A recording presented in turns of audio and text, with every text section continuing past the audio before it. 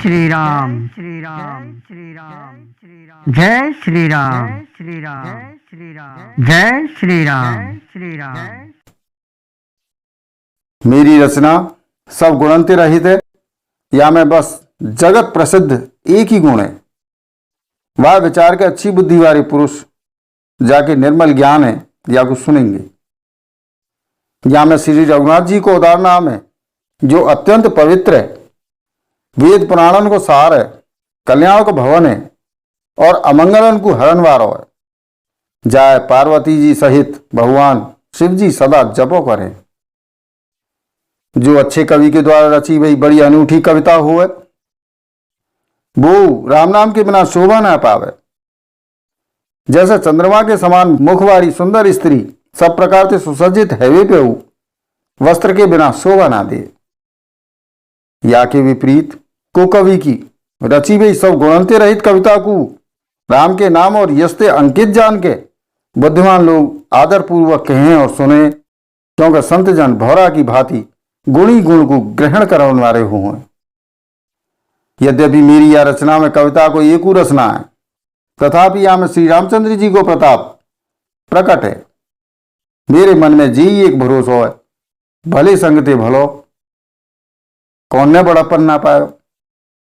धुआं अगर के संगते सुगंधित है के अपने स्वाभाविक कड़वेपन को छोड़ दिए। मेरी कविता अवश्य भद्दी है, परंतु या मैं जगत को कल्याण करने वाली राम कथा रूपी उत्तम वस्तु को वर्णन करो गया या तो जीव अच्छी समझी जाएगी। तुलसीदास जी कह रहे हैं कि श्री रघुनाथ जी की कथा कल्याण करने वाली और कलयुग के पापन को हरण वाली है। मेरी यह भद्दी कविता रूपी नदी की चाल पवित्र जलवारी नदी गंगा जी की चाल की भांति टेढ़ी है। प्रभु श्री रघुनाथ जी के सुंदर यश के संग थे जे कविता सुंदर और सज्जनन के मन को भावनवारी है जाएगी। शमशान की अपवित्र राखू श्री महादेव जी के संग थे सुहावनी लगे और स्मरण करते ही पवित्र करण वारी हो। श्री राम जी के यश के संग थे मेरी कविता सबको अत्यंत प्रिय लगेगी। जैसे मलय पर्वत के संग थे काष्ठ मात्र चंदन बन के वंदनीय है जा। फिर का कोई काठ को विचार करे, श्यामा गौ कारी है विपऊ, वह को दूध उज्जवल और बहुत गुणकारी हो। यही समझ के सब लोग वापी में या इस तरह गंवारू भाषा में है विपऊ श्री सीता जी राम जी के यश को बुद्धिमान लोग बड़े चावते गाँव में और सुने। मणि मणिक और मोती की जैसी सुंदर छवि है, वो सांप पर्वत और हाथी के मस्तक पर वैसी शोभा ना पावे। राजा के मुकुट और नवयुवती स्त्री के शरीर को पाके ही ये सब ज्यादा शोभा को प्राप्त हुए। या इस तरह बुद्धिमान लोग कहें कि सुकवि की कविता उत्पन्न और कहीं हुए और शोभा अन्यत्र कहूं पावे। अर्थात कवि की वाणी तो उत्पन्न वही कविता जहां शोभा पावे वहां वाक विचार प्रचार और वहां में कथित आदर्श को ग्रहण और अनुसरण हो। कवि के स्मरण करते ही वहां की भक्ति के कारण सरस्वती जी ब्रह्मलोक को छोड़ के दौड़ी चली आवे। सरस्वती जी की दौड़ी आवे की वो थकावट रामचरित रूपी सरोवर में उन्हें नहलाए बिना दूसरे करोड़ों उपाय दूर ना हो। कवि और पंडित अपने हृदय में ऐसा विचार करके कलयुग के पापन को हरण वाले श्री हरि के यश को गान ही करो करें। संसारी मनुष्य उनको गुणगान करवे थे। सरस्वती जी सिर धुन के पछतावन लगे कि मैं चौं आगे बुलाए पाएगी। बुद्धिमान लोग हृदय को समुद्र बुद्धि को सांप और सरस्वती को स्वाति नक्षत्र के समान समझें। या में यदि श्रेष्ठ विचार रूपी जल बरसे तो मुक्तामणि के समान सुंदर कविता है जा। उन कविता रूपी मुक्तामणि को युक्ति से बेध के फिर रामचरित्र रूपी सुंदर तागे में पिरोए के सज्जन लोग अपने निर्मल हृदय में धारण करें, जाते अत्यंत अनुराग रूपी शोभा हुए, वो अत्यंतिक प्रेम को प्राप्त हुए। जो कराल कलयुग में जन्मे हैं, जिनकी करनी कौआ के समान है और वेश हंस को है, जो वेद मार्ग को छोड़ के कुमार्ग पे चले, जो कपट की मूर्ति और कलयुग के पापन के भौड़े हैं, जो श्री राम जी के भक्त कहला के लोगन को ठगे, जो धन लोभ क्रोध और काम के गुलाम हैं और जो धींगा धींगी करन वाले हैं, धर्मध्वजी धर्म की झूठी ध्वजा फहराने वाले, दंभी और कपट के धंधे को बोझ ढोने वाले हैं, संसार के ऐसे लोगन में सबसे पहले मेरी गिनती है। यदि मैं अपने सब अवगुणन को कहने लगूं तो कथा बहुत बढ़ जाएगी, मैं पार ना पा पाऊंगा।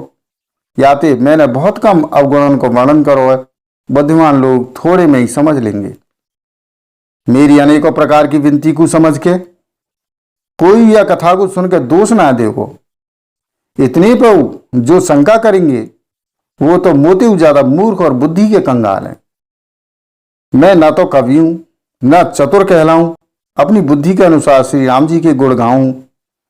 कहां तो श्री रघुनाथ जी के अपार चरित्र, कहां संसार में आसक्त मेरी छोटी सी बुद्धि। जा हवाते सुमेरु जैसे पहाड़ उड़ जाए, कहो तो वाके सामने रुई का गिनती में। श्री राम जी की असीम प्रभुता को समझ के कथा रचवे में मेरो मन बहुत हिचके। सरस्वती जी, शेष जी, शिव जी, ब्रह्मा जी, शास्त्र वेद और पुराण ये सब नीति नीति कह के पार ना पाए के ऐसो कहें ऐसो ना कहें, सदा जिनको गुणगान करो करें। यद्यपि प्रभु श्री रामचंद्र जी की प्रभुता को सब ऐसी अकथनीय ही जाने, तथापि कहे बिना कोई रहे ना। या में वेद ने ऐसा कारण बताया हुआ है कि भजन को प्रभाव बहुत तरह से कहो हुआ है। अर्थात भगवान की महिमा को पूरा वर्णन तो कोई ना कर सके, परंतु जाते जितनो बन पड़े उतना भगवान को गुणगान करना चाहिए, क्योंकि भगवान के गुणगान रूपी भजन का प्रभाव बहुत ही अनोखा है। वह को नाना प्रकार से शास्त्र में वर्णन करो गए हो। थोड़ा सा भगवान को भजन मनुष्य को सहज ही भवसागर से पार कर दिए। जो परमेश्वर एक है, जाके कोई इच्छा ना है, जाको कोई रूप और नाम ना है, जो अजन्मा सच्चिदानंद और परम धाम है और जो सब में व्यापक और विश्वरूप है, वही भगवान ने दिव्य शरीर धारण करके नाना प्रकार की लीला करी है। वो लीला केवल भक्तन के हित के लेंगे, क्योंकि भगवान परम कृपालु हैं और शरणागत के बड़े प्रेमी हैं, जिनकी भक्तन पर बड़ी ममता और कृपा है। जिन्होंने एक बार जा पर कृपा कर दी, वहां पर फिर कबू क्रोध ना करो।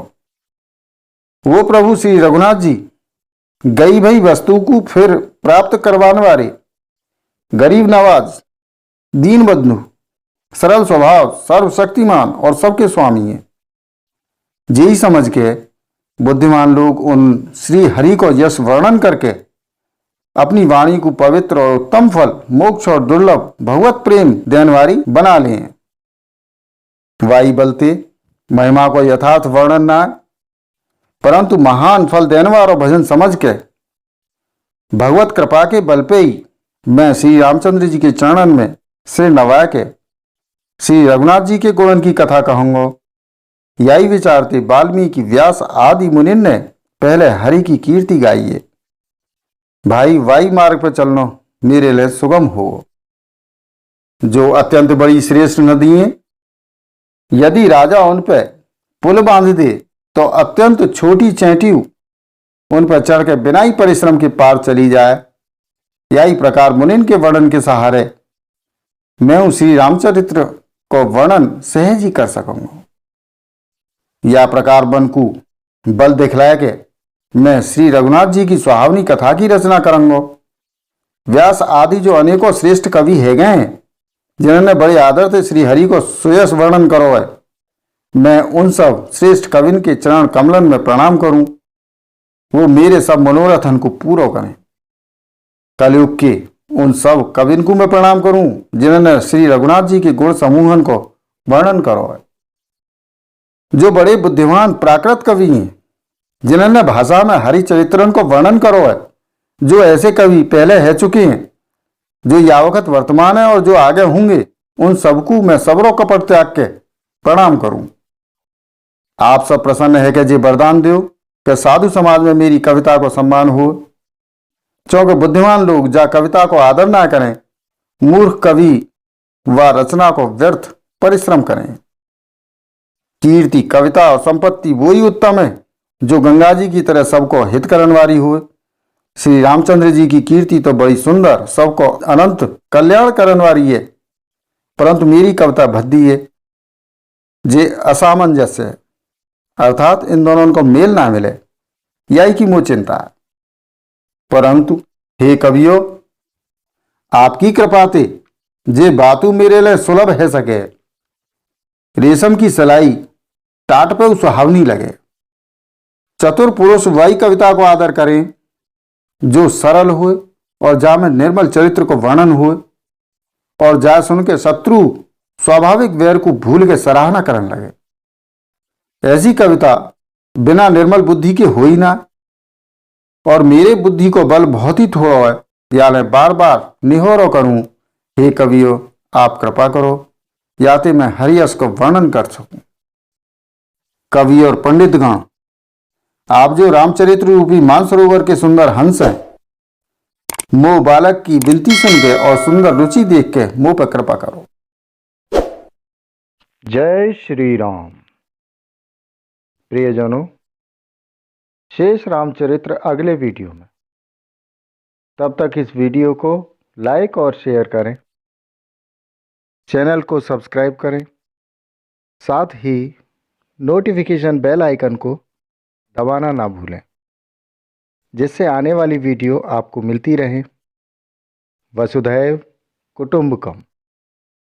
जय श्री राम। जय हिंद।